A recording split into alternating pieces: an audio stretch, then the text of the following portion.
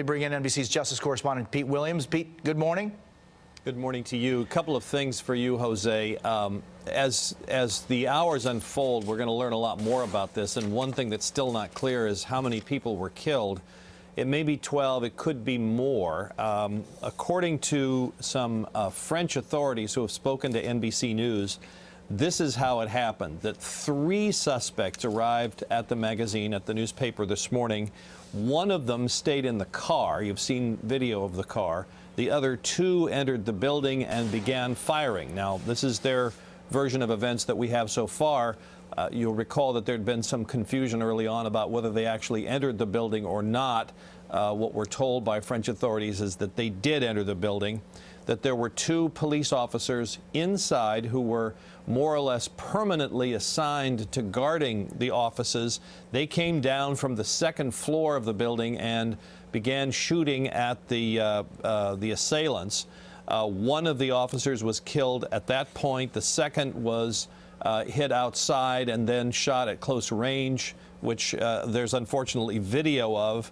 And then additional police responding from elsewhere in Paris came and also began to engage the suspects, and an additional policeman was shot and killed there. And the French authorities say there were 10 journalists killed inside. If this report is correct and turns out to be correct, then that would make the number of people killed there 13 and not 12. But again, these reports, they change throughout the hours as this unfolds. In terms of the U.S. response, American officials are largely learning what they're learning from news reports. They've had some limited contacts. They've obviously offered their assistance. They're looking to see if there could be any connection with what happened there to the U.S., but one official says if this appears to be, in his words, an isolated incident, meaning no connection to the U.S. There's no plan to change the terror threat level in the U.S., according to officials at the Department of Homeland Security. You may recall, Jose, that over the years, the U.S. approach to the terror threat level has changed somewhat. And the current approach is that the terror threat level here is only changed when there is specific and credible evidence of a plot to attack the U.S. And without that, there is no plan to change the terror threat level.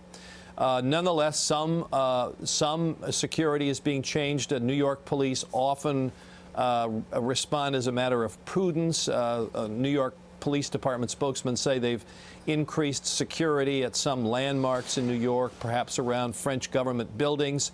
We've heard of no plans to do that here in Washington, but that may be reassessed, whether they'll put additional security around the French embassy or the ambassador's residence or French government buildings in the U.S., but we haven't heard of anything specific outside of New York so far. So no plans here without any intelligence that the U.S. no plans to raise the terror threat level here without any information that the U.S. is under some kind of a threat. And Pete, as you've been extraordinarily reporting here, any idea from your sources how long this attack took? No, we don't know that. That's a good question. We don't know from beginning to end how many minutes it was, and I'm sure we'll learn that as the hours go by.